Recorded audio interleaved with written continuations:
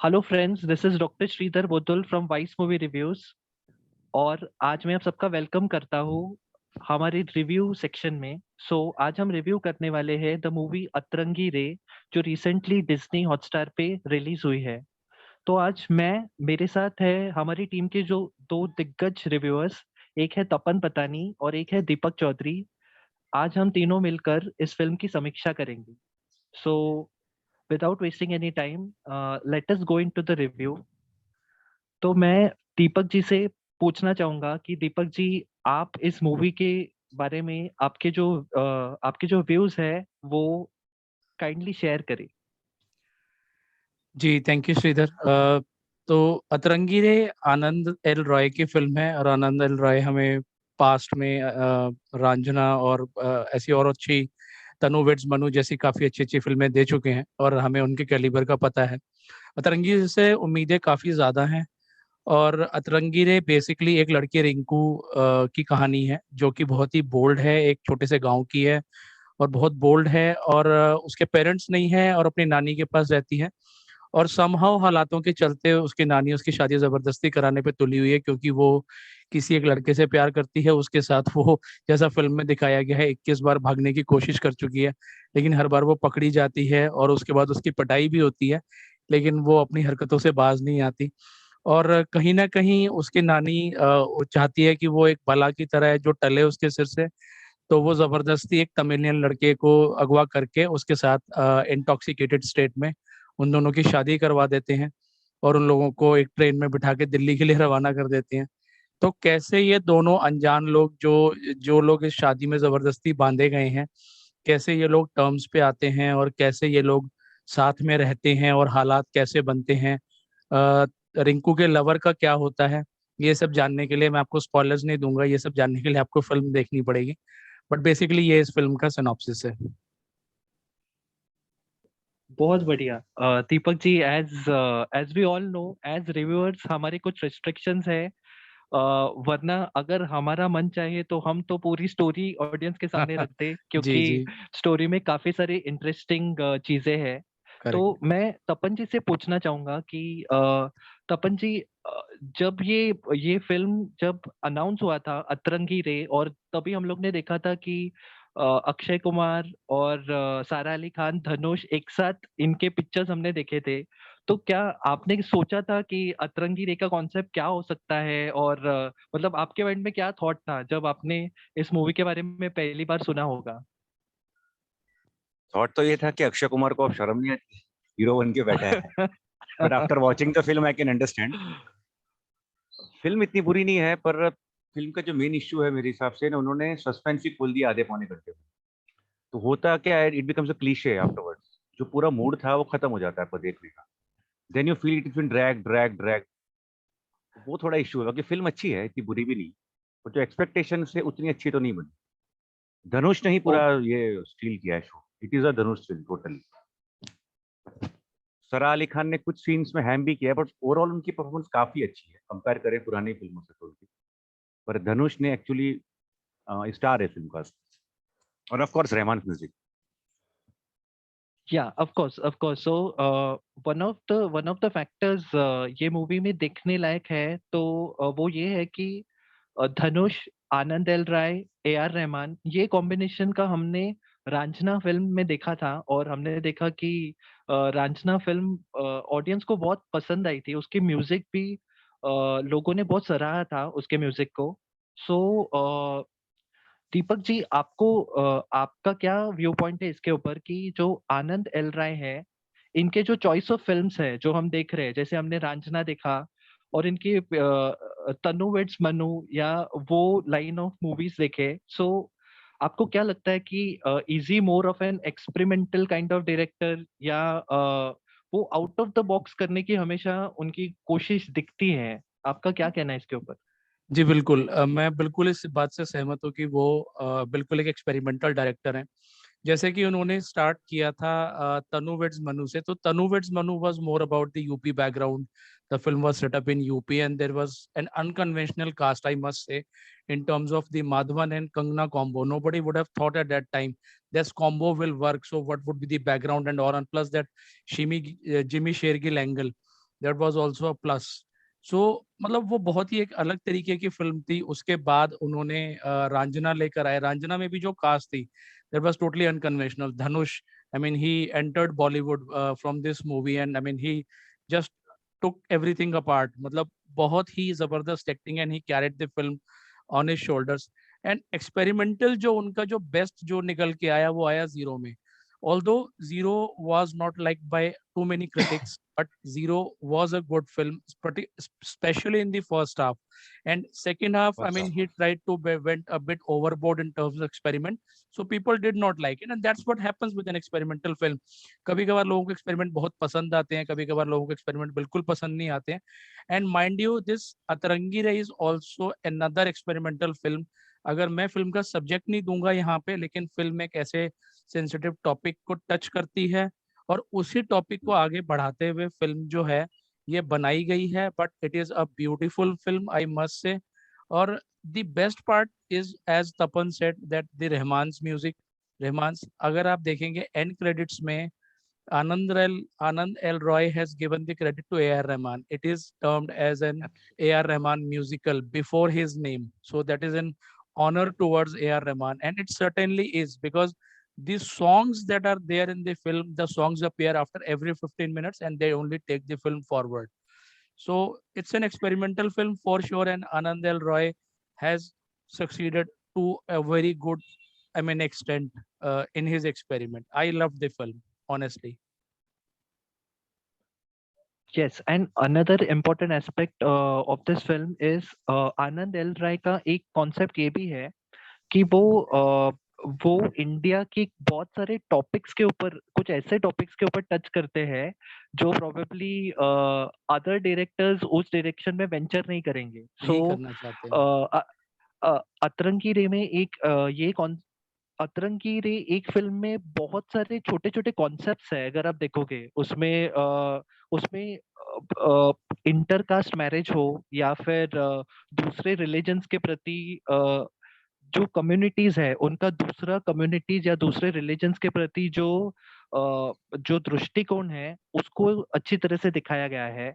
और another important thing is कि प्यार का कोई लैंग्वेज नहीं होता इस तरीके, या प्यार का कोई धर्म नहीं होता, कोई कास्ट क्रीड नहीं होता। बिकॉज धनुष को तमिल दिखाया गया है एंड जो हीरोइन है हमारी उसको नॉर्दर्न दिखाया गया है, लेकिन लैंग्वेज के बैरियर के बिना वो एक दूसरे की थिंग्स बहुत अच्छे से समझते हैं, ऐसे दिखाया है। सो ऑल्दो बहुत सारे डायलॉग्स तमिल में है, पर फिर भी धनुष ने इतनी अच्छे से उसको पोर्ट्रे किया है कि आपको कई बार सबटाइटल्स की जरूरत नहीं लगती। आपको लगता है कि धनुष के एक्सप्रेशन से आपको समझ में आ गया कि उसको कहना क्या है। बिल्कुल। यहाँ पे मैं बात करूंगा एक सीन की, जहाँ पर ठीक अक्षय कुमार की एंट्री से पहले जब धनुष अपनी फ्रस्ट्रेशन वेंट आउट करता है कंगना के ऊपर, सॉरी कंगना कह रहा हूँ, सारा अली के ऊपर, जब अपनी फ्रस्ट्रेशन वेंट आउट करता है I mean outside towards the hostel entry, वो एक सीन देखने वाला है। वो सारे डायलॉग्स तमिल में है, लेकिन वो एसेंस आपको फील समझ में आता है एक्चुअली कि वो कितना फ्रस्ट्रेटेड है। वो इस बात से दुखी है कि उसकी अपनी सगाई टूट गई, पर उसको इस चीज का दुख नहीं हो रहा है। He is happy about it कि उसकी सगाई टूट गई, पर उसको इस बात का दुख नहीं हो रहा है। और वो इस बात से भी नाराज है कि वो मतलब चाह के भी सारा अली को अपनी जिंदगी में आने से रोक नहीं सकता और उसको जाने से भी नहीं रोक सकता। So that's the beauty of it. सही कहा सर, वो सीन बहुत इंपॉर्टेंट है और बहुत अच्छा है। हमको लैंग्वेज समझ में नहीं आती पर इमोशन पूरा हम समझ सकते हैं धनुष का उस वक्त। बिल्कुल, we don't need subtitles also. सही कहा, एकदम बहुत ही ब्यूटीफुल सीन है। तपन, आपसे एक बात पूछनी है कि आप with regards to the writing, with regards to the dialogues, जैसे इसके राइटर हिमांशु शर्मा है, तो एक कॉफी विद करण के एक एपिसोड में धनुष ने कहा था कि because it was Anand L Rai, because it was Himanshu Sharma and A R Rahman, मैंने ये 3 नाम सुन के ही मैंने पिक्चर को हाँ बोला और स्क्रिप्ट मैंने बाद में सुना। सो आपका क्या कहना है कि डायरेक्टर्स, राइटर्स, इनका जो कॉम्बिनेशन है ये कितना इम्पोर्टेंट है किसी फिल्म के लिए और कितना मैटर करता है in the overall scenario of things? Matter तो बहुत करता है सर। अगर आप सक्सेसफुल डायरेक्टर्स देखिए इंडस्ट्री के आज के, चाहे वो भंसाली हो या हिरानी हो या आशुतोष गोवारिकर हो पहले के, तो उनका जो मेन बेस था वो राइटर्स थे। They never know better their writers. या इवन सुजीत सरकार है, जूही जूही चतुर्वेदी है, ये लोग इनके बैकबोन। हिमांशु शर्मा ही है एक्चुअली जिन्होंने आनंद राय को बनाया है। उन दोनों कॉम्बिनेशन बहुत इंपॉर्टेंट है। दिक्कत ये हो जाती है ना कि हिमांशु शर्मा की कॉन्सेप्ट बहुत अच्छा है, बहुत यूनिक है, एग्जीक्यूशन में कहीं ना कहीं थोड़ा फ्लॉ हो गया है। और ये फ्लॉ जीरो में भी था इंटरवल के बाद। सेम प्रॉब्लम इज अतरंगी रे। बाकी कॉन्सेप्ट बहुत अच्छा है। सोचना बड़ी बात है, ऐसा कॉन्सेप्ट बहुत यूनिक है कि इंडियन सिनेमा में इससे पहले ऐसा कॉन्सेप्ट नहीं आया होगा। अतरंगी रे इस मामले में सच में एक बहुत यूनिक एक्सपेरिमेंटल थी। But Himanshu Sharma is the backbone. उस आदमी में कुछ टैलेंट तो है, वो कहाँ से पता नहीं कॉन्सेप्ट लेके आ जाते हैं और उसको एग्जीक्यूट भी करना बताते हैं। तो अच्छी बात है, साथ में काम करना चाहिए, होपफुली साथ ना छोड़े। और ऐसी फिल्में बनाते हैं एक्सपेरिमेंट। हिट फ्लॉप अपनी जगह है, लेकिन ऐसे एक्सपेरिमेंट करना जरूरी है। और सर यहाँ पे एक पॉइंट ओके, मैं जरूर बोलना चाहूंगा, जो आपका क्वेश्चन था। अगर आप यस कॉम्बिनेशन यस, की बात करें, Anand Anand L Roy, Dhanush and A R Rahman, Akshay Kumar या जैसा इतना बड़ा स्टार जिसके लिए इस फिल्म में करने के लिए ऑलमोस्ट नेग्लिजिबली कुछ भी नहीं था, right? Akshay true Kumar true, ने इस फिल्म के लिए हाँ कैसे की, ये सोचना अपने आप में एक बहुत बड़ा क्वेश्चन है, राइट? उसने इस फिल्म के लिए हाँ कैसे की, एम्बिशन वो एब्सोल्युटली, टुवर्ड्स जानता था ट्राई। उसका रोल क्या था। Akshay Kumar is a superstar who gives 1,000 crores of hits, I mean 1,000 crore worth of hits every year, non-stop he has been giving, and he has agreed for such a role. I mean that's Anand L Roy's credibility, basically, that is speaking for itself, basically. At the same time Anand L Rai को और एक चीज के लिए credit देना चाहिए for the kind of cinematography उन्होंने film में यूज किया है। मतलब as we know, Pankaj Kumar है इस फिल्म के cinematographer. So the kind of colour patterns used, the kind of background used, the kind of costumes which are used, ये means जहां तक धनुष की बात है, धनुष के फैमिली की बात थी, तो उधर एक साउथ इंडियन एटमॉस्फेयर और इधर एक नॉर्थ इंडियन एटमॉस्फेयर उन्होंने बहुत ब्यूटीफुली डिपिक्ट किया है। सो ओवरऑल अगर हम सर सीन्स को देखा, आयरॉनिकली, या या या जी तपन जी सर, बोलिए। Please please please continue. Ironically so ये वो सो पंकज कुमार है जिन्होंने, सॉरी मैं बीच में बोल रहा हूँ ये जी जी। नो नो, इट्स ओके, बोलिए ना तपन, या कुछ थॉट आया सर। हाँ ये बोलिए। पंकज कुमार वो हैं जिन्होंने सिनेमाटोग्राफी की थी तुम्बाड़ के। Oh imagine Tumbbad in this film, the Wow. Man, it was his first film.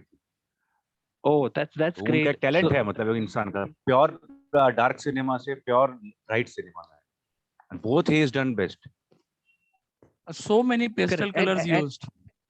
Whatever you can yes think yes, of. या अतरंगी रे, अगर आप देखोगे तो अतरंगी रे is a very colourful film, just like हम जीरो को भी कंसिडर कर सकते हैं कि Correct. जीरो में भी काफी कलर पैटर्न्स देखते हैं बैकग्राउंड में। So if you are a true lover of any movies, तो आप अंडरस्टैंड कर पाओगे कि डायरेक्टर या सिनेमेटोग्राफर काफी सारी कलर्स का यूज करते हैं to depict several emotions in the movie. So ये तो एक शायद मूवी लवर या मूवी कनोसियर ही बहुत ध्यान से देखना चाहेगा, राइट? ये तो आनंद एल रॉय का ट्रेडमार्क है। आप कोई भी फिल्म उठा के देखिए उनकी, जो भी, और मोस्टली उनकी फिल्म्स यूपी बैकग्राउंड में सेट, बीट तनु वेड्स मनु रिटर्न्स, और रंजना, या जीरो। जीरो में तक पूरा गाना उन्होंने जो मेरे नाम तू जो गाना है, that's one of my all time favourites, and उसमें इतने कलर्स उन्होंने यूज किए हैं जो आप कैनवस पे सोच भी नहीं सकते हो। तो वो सारा उन्होंने बिखेर के रख दिया। और यहाँ पे उनकी एक फिल्म का हर एक फिल्म का ट्रेडमार्क है होली का एक सीन।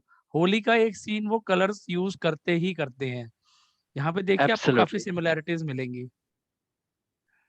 ट्रू ट्रू ट्रू, बहुत बहुत सही कहा आपने। और if I am not wrong, Tanu weds Manu 2 में भी जब कंगना रनौत जो हरियाणा की दिखाई गई है, उनका शादी का सीन है, हाँ उसमें भी हाँ, उन्होंने काफी सारे कलर्स के साथ कलर्स यूज किए एक्सपेरिमेंट हैं। किया है। करेक्ट। या या उसमें भी कलर्स है, यस।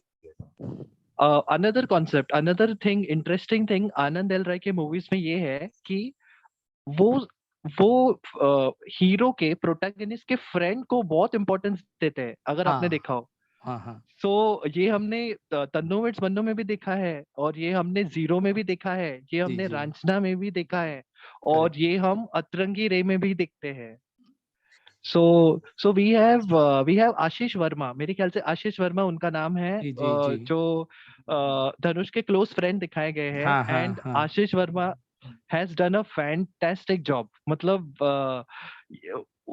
मेरे ख्याल से मूवी देखने के बाद जितना लोग एक्टर्स को याद रखेंगे, उतना वो लोग इस कैरेक्टर को डेफिनेटली याद रखने वाले हैं। बिल्कुल। And Ashish Verma has carved a niche for himself, I mean right from the beginning. Bhavesh Joshi से उन्होंने एंट्री जो मारी है, उसके बाद उन्होंने कुछ एक सीरीज में भी काम किया है, और यहाँ पर तो विसल मतलब ब्लोअर। ये मेन स्ट्रीम सिनेमा है, तो विसल ब्लोवर है जैसे, तो यहाँ तो ये मेन स्ट्रीम सिनेमा है। I mean this role is surely, as you said, I mean it is going to be remembered forever. Okay, so coming to the performances, देखो हम लोग ने तो देखा कि धनुष तो पावर हाउस था, मतलब धनुष, देयर वाज नो क्वेश्चन, धनुष ने पूरे फिल्म को खा लिया है। बट एज फार एज सारा Ali Khan is concerned, so Sara Ali Khan, no doubt she has done a fantastic job, but at places ऐसा लगा है कि वो उन्होंने थोड़ा ओवरडू कर दिया है, या ये शायद उनके कैरेक्टर का डिमांड था। पर शायद जिस इंटेंसिटी के साथ वो डायलॉग्स बोल रहे थे, तो उनके एक्सप्रेशंस के साथ कई सीन्स में वो मैच नहीं हो पा रहा था। ऐसा एक ऐसा ऐसा एक अंडरस्टैंडिंग है। और अनदर थिंग इज कि सारा अली खान की जगह पे और कौन सी एक्ट्रेस होती जो इस रोल को जस्टिस कर सकती थी, अगर हम इसको एक thought they. So Anand L राय किस एक्ट्रेस को इस कैरेक्टर में ले सकते थे? For me it would be Alia Bhatt. I think Alia ही कर सकती थी काम। रिबेल हमेशा वही कर सकती है, अच्छा है। कंगना थोड़ा सा इस रोल के लिए उम्र के हिसाब से बड़ी होंगी, बट उम्र हो डेफिनेटली जाती यस, है, हाँ। I will go with Kangana I will go with Alia Bhatt. Yes, I mean she would have been a perfect choice for this film. Kangana तो थे, Kangana is tailor made for this role. Kangana की थोड़ी as अब कंगना जैसे थोड़ा होगी, सा आलिया एज बीच में वाइज सूट भी इस होगी। रोल के हिसाब से बड़ी या लगती, अदरवाइज कंगना बड़ी तो लगती रिबेल रोल में उसको कोई बीट कर ही नहीं सकता है। है। कोई नहीं बीट कर सकता, बट आलिया ने शायद करेक्ट। अच्छा किया होता इस एज में। हाँ फॉर श्योर। सो ओवरऑल जैसे जिस तरीके, क्योंकि हम स्पॉइलर नहीं बता सकते, लेकिन इस मूवी में एक बहुत इम्पोर्टेंट मेंटल टैबू के बारे में बताया गया है, जो जिसके बारे में ऑडियंस अगर देखेगी तो वो ज्यादा एंजॉय कर पाएगी। और साथ ही में जब हम लोग ने उसका ट्रेलर देखा था, हमारी टीम ने, हमारे माइंड में भी ऐसे क्वेश्चंस आए थे कि अक्षय कुमार अक्षय कुमार और सारा अली खान का जो इतना एज गैप है, तो ऐसा क्या हाँ रीजन था कि उन्होंने अक्षय कुमार को कंसिडर किया? But all this questions will be beautifully answered when you watch the movie, and correct. That is the magic of अतरंगी रे, राइट?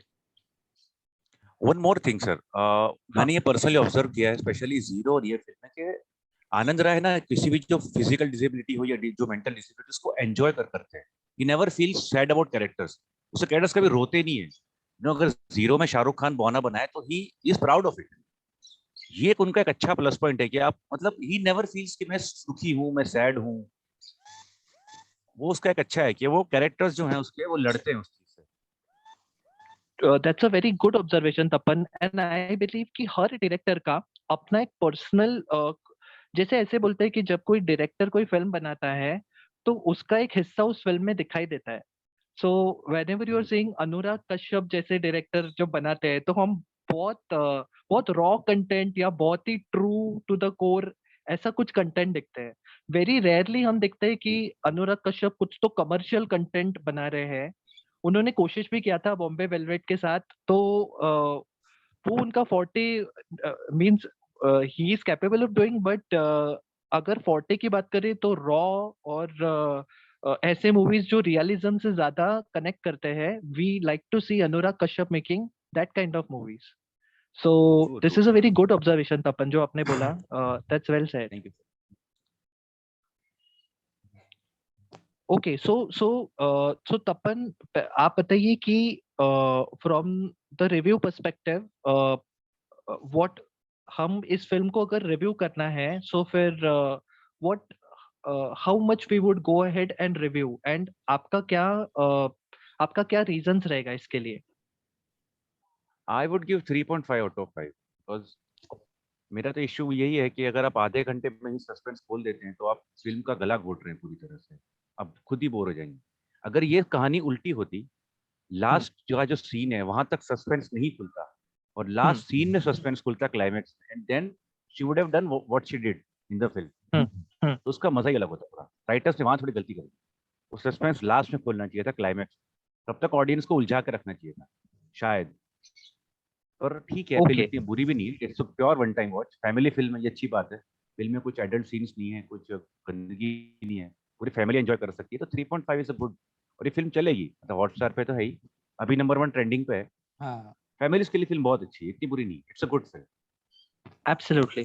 सो अनदर इम्पोर्टेंट थिंग जिस तरीके से आप बोल रहे हो, so I think 3.5 is a very fair review for the same, very fair rating, because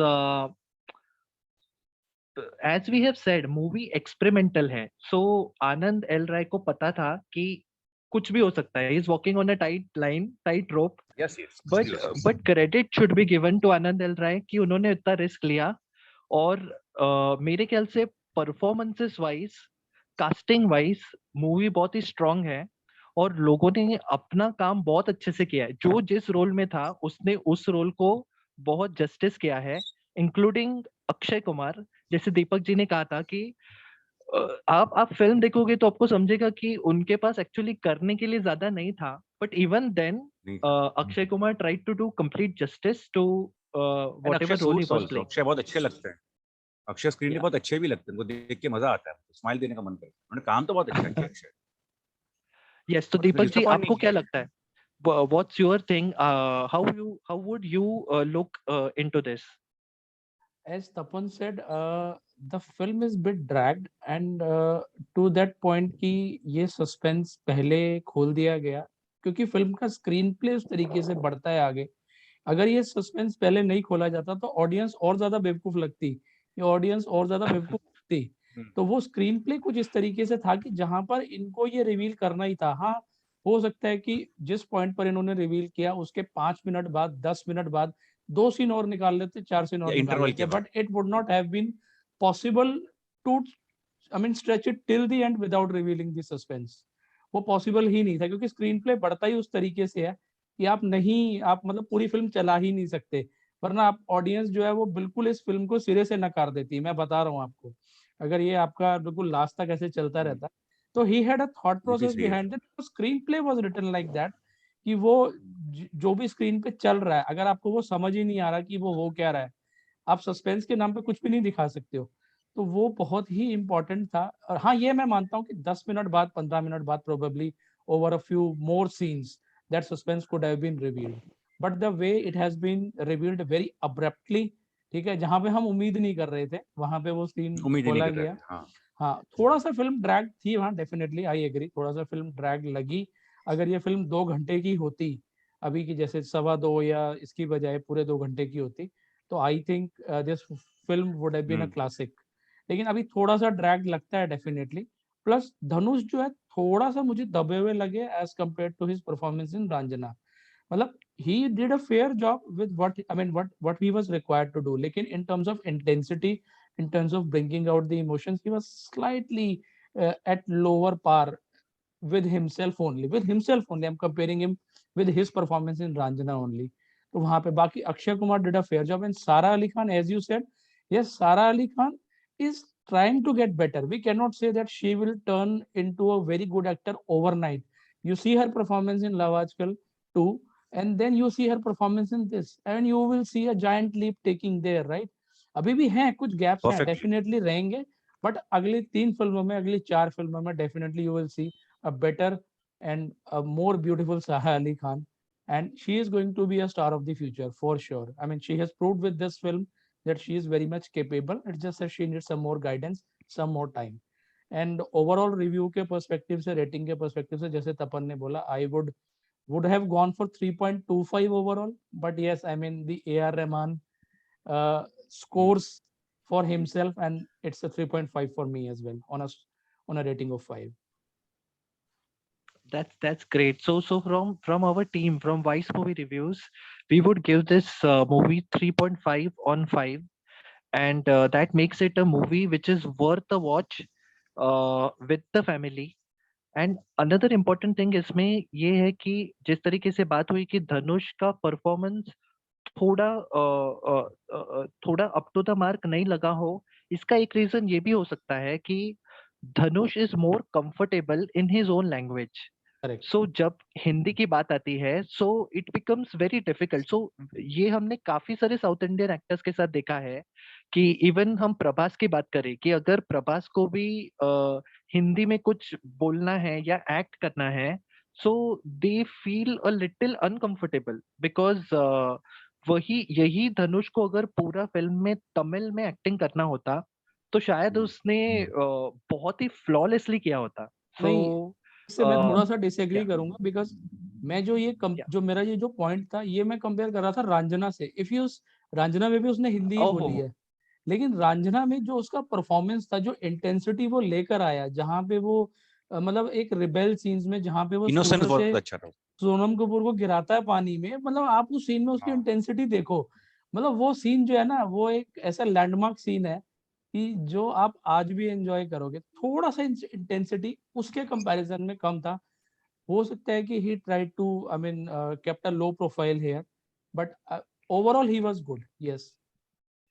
क्योंकि जब धनुष मे जैसे बी एक्टर की शायद बात आती है, तब एक्सपेक्टेशंस थोड़ी बढ़ जाती है। एब्सोल्युटली। और दीपक जी आपका भी एक पॉइंट राइट है। May be because of the film का डिमांड, बिकॉज सारा अली खान के कैरेक्टर को थोड़ा लाउड और स्ट्रॉन्ग दिखाना करेक्ट। था as compared to this character, probably तो लो डाउन और वाज द उसको रिक्वायरमेंट ऑफ कॉम्प्लीमेंट द करने कैरेक्टर। के लिए एक एक लो हाँ प्रोफाइल, एक साइलेंट कैरेक्टर चाहिए था, एक सिंपल कैरेक्टर। आई हाँ think that is where he kept himself low profile, silent. True true. So what ये मूवी देखते वक्त were there any other movies जो आपके माइंड में आए? मतलब क्या आपको लगा क्या कि इस मूवी ने थोड़ा रेफरेंसेस किसी और मूवी से लिया होगा, ऐसे आपके माइंड में कोई थॉट आया? व्हाट डू यू अगर थिंक? वो नाम बताएंगे तो स्पॉइलर हो जाएगा ऑडियंस के लिए। Okay one okay okay. So yes yes Deepak ji बोलिए। मैं कह रहा था, one movie I can surely think of, but that will be a spoiler for the audience, so I will not name it. Okay, okay, fine, fine. Makes sense because at Vice Movie Reviews we don't believe in giving out the spoilers, and we believe in giving honest and unbiased reviews. Okay, so I believe Tapan, Deepak, myself, हम तीनों ने हमारी तरफ से try किया है audience को एक आइडिया देने के लिए कि what can they look forward in this movie. This movie is definitely worth a one time watch।